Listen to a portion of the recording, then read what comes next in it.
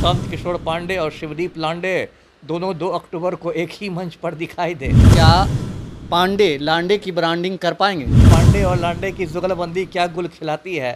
चाय बेचने वाला देश का प्रधानमंत्री बन सकता है तो आईपीएस लोग क्यों नहीं राजनीति में आ सकते। प्रशांत किशोर की एक तरह से आप कह सकते हैं अग्नि परीक्षा होगी 25 के चुनाव में कि क्या एक सफल रणनीतिकार जो है वो क्या एक सफल राजनेता भी बन सकता है। जिस तरह प्रशांत किशोर बार बार तेजस्वी यादव को नौवीं फेल कहते हैं, उसी तरह वो नरेंद्र मोदी को चाय बेचने वाला जाहिल नहीं कहते हैं। नमस्कार, आप देख रहे हैं आरडी न्यूज़। मैं हूं योगेश चक्रवर्ती। बिहार से लगातार आईपीएस अधिकारियों का इस्तीफा जारी है। काम्या मिश्रा के बाद अब पूर्णिया रेंज के आईजी शिवदीप लांडे ने अपना इस्तीफा दे दिया है और कहा है कि 18 साल के कार्यकाल से मैं खुश हूं और मैं इस्तीफा अपनी नौकरी से दे चुका हूं। हालांकि उन्होंने ये भी कहा है कि हमारा कर्मभूमि बिहार ही होगा।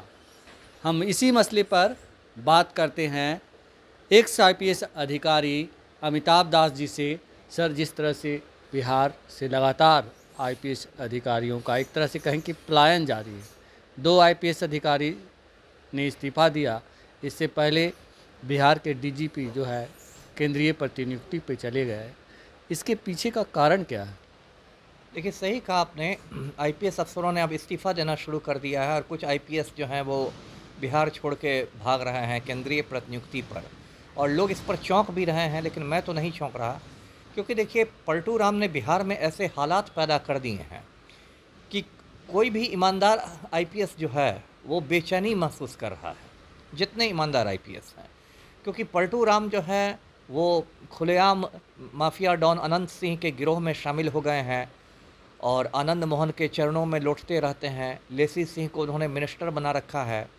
तो जब प्रदेश का मुख्यमंत्री ही माफिया सरगनाओं का आज्ञाकारी चपरासी बन जाए तो वैसी स्थिति में ईमानदार आईपीएस अफसरों का काम करना बहुत कठिन हो जाता है।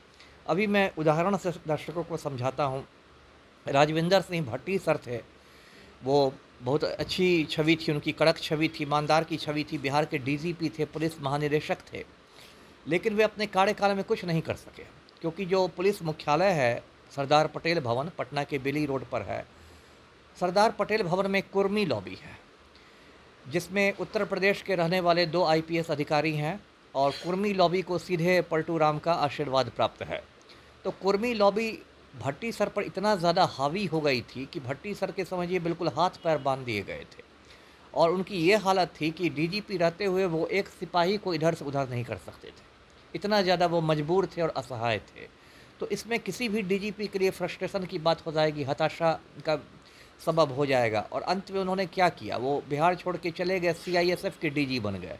ये लगता है मुझे बिहार के इतिहास में पहली बार हुआ होगा कि राज्य का डीजीपी जाकर किसी केंद्रीय बल का डीजी बन जाए, क्योंकि ऐसे कहने के लिए तो दोनों पद समकक्ष हैं, लेकिन प्रदेश के डीजीपी का कहीं ज़्यादा महत्वपूर्ण रुतबा ज़्यादा है, पद मानाता है। वही जो रुतबा अपने का रुतबा ज़्यादा माना जाता है एक अर्धसैनिक बल के डीजी से। लेकिन भट्टी साहब मजबूर हो गए, उनकी जो हालत कर दी गई। उसके बाद देखिए, अभी दर्शकों को याद होगा, ये है मिसेस काम्या मिश्रा है, दरभंगा की ग्रामीण एसपी है। वो तो बहुत नई लड़की है, 2019 बैच की आईपीएस है, मुश्किल से 5 साल की उसकी नौकरी हुई है। उसने कुछ महीने पुलिस मुख्यालय को अपना इस्तीफ़ा भेज दिया कि मैं, और सब यही लिखते हैं मैं निजी कारण से इस्तीफ़ा दे रहा हूँ या दे रही हूँ। अब उसके बारे में चर्चा है कि वो बिहार को छोड़ के अपने गृह राज्य उड़ीसा जाना चाहती है। अब लेटेस्ट मामला जिस पर अभी हम लोग बात कर रहे हैं, शिवदीप लांडे है।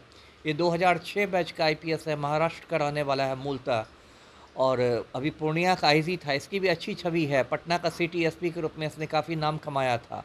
और इसने 2 दिन पहले फेसबुक पोस्ट पर लिख दिया कि मैं इस्तीफ़ा दे रहा हूँ, 18 साल की नौकरी के बाद मैं नौकरी छोड़ रहा हूँ। तो मतलब क्या स्थिति हो गई है। तो मतलब मुख्यमंत्री के लिए शर्मिंदगी की बात है कि उन्होंने बिहार को ऐसा बना दिया है नीतीश कुमार ने कि कोई ईमानदार आईपीएस यहाँ काम नहीं करना चाहता है। जी जी जी जी।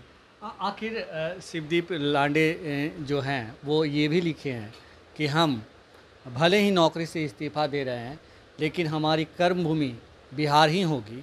ऐसे में क्या वो समाज सेवा से जुड़ेंगे या फिर राजनीति से जुड़ेंगे, कयासें बहुत सारी लगाई जा रही है। आपके पास क्या खबरें हैं? ये सही है। देखिए, शिवदीप लांडे जो है ये मूलतः महाराष्ट्र के रहने वाले हैं, अकोला ज़िला के रहने वाले हैं और बीच में 3-4 साल के लिए महाराष्ट्र गए भी थे प्रतिनियुक्ति पर, वहाँ उन्होंने अपनी सेवाएँ दी। और जो फ़ेसबुक पोस्ट जिसमें उन्होंने अपने इस्तीफ़ा की बात की, उसी में ये भी लिख दिया कि मैं बिहार छोड़ के नहीं जा रहा हूँ, मैं इसको कर्मभूमि बनाए रखूँगा। तो उसके बाद अटकलों का बाज़ार गर्म हो गया है कि क्या ये राजनीति में आएँगे, क्योंकि महाराष्ट्र लौटने की बात वो नहीं कर रहे हैं। और अभी अटकल इसलिए गर्म हो गया है क्योंकि अभी जो जन स्वराज पार्टी है, जो 2 अक्टूबर को विधिवत लॉन्च की जाएगी, प्रशांत किशोर पांडे की जो पार्टी है, ऐसे तो पांडे वो लगाते नहीं हैं, लेकिन प्रशांत किशोर पांडे की जो पार्टी है, वो लॉन्च होने जा रही है। तो ऐसी मतलब लोग अटकल लगा रहे हैं कि हो सकता है पांडे लांडे दोनों में जुगलबंदी हो जाए और प्रशांत किशोर पांडे और शिवदीप लांडे दोनों 2 अक्टूबर को एक ही मंच पर दिखाई दे। तो अब बिहार के लोग पांडे और लांडे की जुगलबंदी का इंतज़ार कर रहे हैं। और देखिए, इसमें एक बात ये भी है जो बहुत लोगों को नहीं मालूम है कि जो शिवदीप लांडे के ससुर हैं, विजय शिवतरे नाम है, वो महाराष्ट्र के कद्दावर नेता हैं और महाराष्ट्र सरकार में वो मंत्री रह चुके हैं, विधायक रह चुके हैं, शिवसेना शिंदे गुट के नेता हैं। तो ये भी बात हो रही है कि ससुर ने भी कुछ जमाई राजा को कुछ मतलब मार्गदर्शन दिया होगा, राजनीति के कुछ गुर सिखाए होंगे। तो इन सब बातों से अटकलों का बाज़ार गर्म है। जी। जी, जी, जी। सर, जो काम्या मिश्रा जो शिवदीप लांडे से पहले जिन्होंने इस्तीफ़ा अपना दिया है, और काम्या मिश्रा के बारे में भी यही कहा जा रहा था कि वो भी प्रशांत किशोर की पार्टी जन स्वराज को ज्वाइन कर सकती हैं, और इनके बारे में भी, शिवदीप लांडे के बारे में भी ये अटकलें लगाई जा रही है। ऐसे में क्या आपको लगता है कि आईपीएस अधिकारी होने की वजह से जनता जो है उन्हें हाथों हाथ लेगी और उनकी जीत सुनिश्चित है? अब सुनिश्चित तो देखिए, राजनीति में कुछ नहीं होता, आप जानते हैं। आप मैडम किरण बेदी को देखिए, इतनी सीनियर आईपीएस थी, 72 बैच की प्रथम महिला आईपीएस थी और राजनीति में आई तो एक तरह से टाइम टाइम फिक्स हो गया। वो भाजपा में आई थी और भाजपा ने उनको मुख्यमंत्री के चेहरे के रूप में पेश किया था दिल्ली में केजरीवाल के विरुद्ध। और ये मैडम किरण बेदी की हालत हो गई कि वो मतलब एमएलए तक नहीं बन सकी, अपनी सीट पर हार गई। आम आदमी पार्टी के एक मामूली कार्यकर्ता ने हरा दिया उनको। तो देखिए, राजनीति एक बिल्कुल अलग खेल है। हो सकता है आप एक आईपीएस के रूप में जनता के बीच पॉपुलर हों और शिवदीप लांडे को लोग, पटना की जनता चाहती हो, लेकिन ये नहीं कह सकते कि वो पटना से चुनाव लड़ेंगे किसी विधानसभा सीट से तो जीत ही जाएंगे।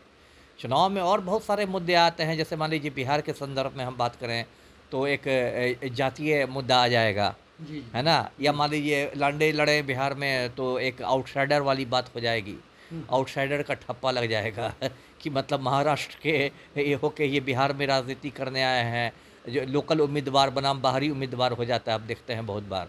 तो चुनाव में बहुत सारे मुद्दे होते हैं, तो सुनिश्चित तो कुछ नहीं रहा। अभी देखिए, आनंद मिश्रा ने बक्सर से चुनाव लड़ा, वो हार गए। ऐसे वोट उन्होंने 50,000 लाए लेकिन चुनाव हार गए। असम में उनको सिंघम के रूप में उनकी थी, अच्छी छवि थी, वो इस्तीफा देके आए, बक्सर से चुनाव लड़ा, हार गया, वो भी जन स्वराज में शामिल हो गए। सुनिश्चित नहीं है, लेकिन यदि अच्छे लोग, पढ़े लिखे लोग, साफ़ सुथरी छवि वाले लोग राजनीति में आए तो इसका स्वागत किया जाना चाहिए। इसमें कोई ख़राब बात नहीं है। जब चाय बेचने वाला देश का प्रधानमंत्री बन सकता है तो आईपीएस लोग क्यों नहीं राजनीति में आ सकते हैं। जी जी, चाय बेचने वाला देश का प्रधानमंत्री बन सकता है तो आईपीएस के लिए राह और आसान होगी, लेकिन ये तय नहीं है कि राह आसान होगी। चाय बेचने वाला ने खुद को बेचकर, झूठ बोलकर जो है उस कुर्सी तक पहुंचा, ये सभी जानते हैं। था, देश बेच रहा है। जी जी जी, जी, झूठ बोल करके वहां तक पहुंचे, अपनी ब्रांडिंग की उन्होंने, और ब्रांडिंग वही जो है पांडे जी ने की, प्रशांत किशोर पांडे ने। अब लांडे को लेकर आएंगे तो क्या पांडे लांडे की ब्रांडिंग कर पाएंगे? वो तो वही इंतज़ार करना है, पांडे और लांडे की जुगलबंदी क्या गुल खिलाती है। ब्रांडिंग की तो पूरी कोशिश की जाएगी। कहा जाएगा कि देखिए, सिंघम है बिहार में, हमने एक सिंघम को छोड़ा है, आनंद मिश्रा भी सिंघम है, अनेक सिंहों की के साथ जन स्वराज पार्टी लोगों की बीच जाएगी। वही देखना है। ये लाख टके का सवाल है कि जनता पर उसका कितना असर पड़ता है या नहीं पड़ता है, वो तो वक्त बताएगा। जी, वक्त बताएगा। लेकिन एक बड़ा सवाल ये है सर, क्या खुद को रणनीतिकार कहने वाले, खुद को बिहार का भाग्य विधाता के तौर पे अपने आप को पेश कर रहे प्रशांत किशोर पांडे, क्या सचमुच ऐसा कर पाएंगे?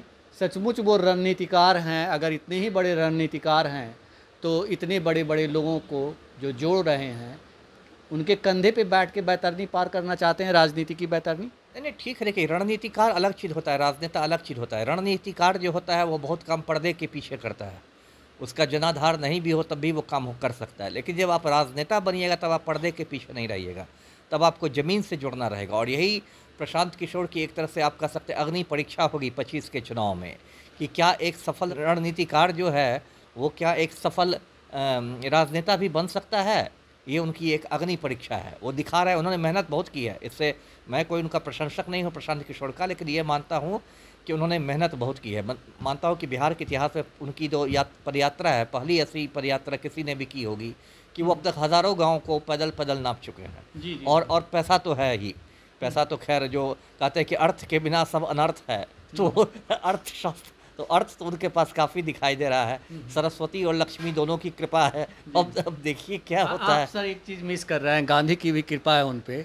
गांधी का नाम का सहारा लेकर वो आगे बढ़ रहे हैं। जी। और ये वाले गांधी भी हैं उनके साथ। आज की राजनीति में जो है ना, ये वाले गांधी ज़्यादा प्रासंगिक हो गए जी, हैं जी। बनिस्बत ओरिजिनल गांधी के, है ना। लेकिन सर बड़ा सवाल ये है कि जो गांधी जी हैं जी। वो कह रहे हैं वो भी गुजरात से लाए गए हैं, तो ये जनता, बिहार की जनता में थोड़ा भ्रम की स्थिति है। नहीं नहीं, गांधी जी को तो खैर बस गुजरात में कैद करना उनके साथ अन्याय हो जाएगा। उनका तो बहुत विराट व्यक्तित्व था और उनको किसी एक प्रांत नहीं, के मेरा कहने का मतलब है कि जो पैसे आ रहे हैं अच्छा, अच्छा। वो गुजरात से फाइनेंस किए गए अच्छा, हैं, अच्छा। यानी कि बीजेपी की अच्छा, फाइनेंस। आप करेंसी वाले गांधी जी की बात जी। करें। नहीं हो सकता है, ये तो इल्ज़ाम लगाया ही जाता है प्रशांत किशोर पर कि वो बीजेपी की बी टीम है, और इस इल्ज़ाम में कभी कभी कुछ सत्यता भी झलकती है। क्योंकि जिस तरह प्रशांत किशोर बार बार तेजस्वी यादव को नौवीं फेल कहते हैं, उसी तरह वो नरेंद्र मोदी को चाय बेचने वाला जाहिल नहीं कहते हैं। जबकि ये भी सच, यदि तेजस्वी यादव नौवीं फेल हैं तो ये भी एक सच्चाई है कि प्रधानमंत्री जो हमारे हैं चाय बेचने वाले जाहिल हैं। अभी लाल किला से मोदी ने कह दिया 15 अगस्त को कि बिरसा मुंडा ने 1857 की क्रांति में भाग लिया था और बिरसा मुंडा की पैदाइश हुई 1875 में। तो ऐसी मूर्खों वाली बात तो एक जाहिल और अनपढ़ आदमी ही ना कर सकता है। लेकिन प्रशांत किशोर जितना हमलावर रहते हैं तेजस्वी की शैक्षणिक योग्यता पर, उतना हमलावर वे मोदी की शैक्षणिक योग्यता पर नहीं रहते हैं। जबकि वो भी विवादों के घेरे में है। वो भी विवादों, अच्छे से विवादों के घेरे में है। मोदी जी तो टेलीप्रॉम्प्टर पढ़े बिना एक लाइन नहीं बोल सकते हैं। एक बार टेलीप्रॉम्प्टर खराब हो गया तो उन्होंने बेटी पढ़ाओ को बेटी पटाओ बोल दिया, अर्थ का अनर्थ निकाल दिया। तो जाहिल प्रधानमंत्री पर भी कुछ बोल रहे हैं। जी जी जी जी, जी। सर लेकिन जिस तरह से मतलब आईपीएस अधिकारियों का, पूर्व और मौजूदा आईपीएस अधिकारियों का जनसुराज में जमावड़ा लग रहा है, तो क्या ये कुछ ऐसा भी हो सकता है कि खुद तो डूबेंगे ही सनम, तुम्हें भी ले डूबेंगे? हो सकता है, क्यों नहीं।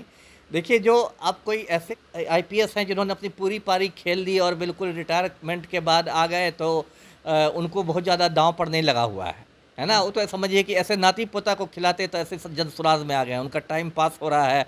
घर के बाहर जनसुराज में रहता है तो घरवाली से भी कम झगड़ा होता होगा। मुफ्त की चाय भी पी रहा है। हाँ, मुफ्त की चाय भी पी रहा है, घरवाली से भी कम झगड़ा हो रहा होगा, घर में भी शांति होगी और प्रशांत किशोर के साथ बैठ के बात बना रहे होंगे।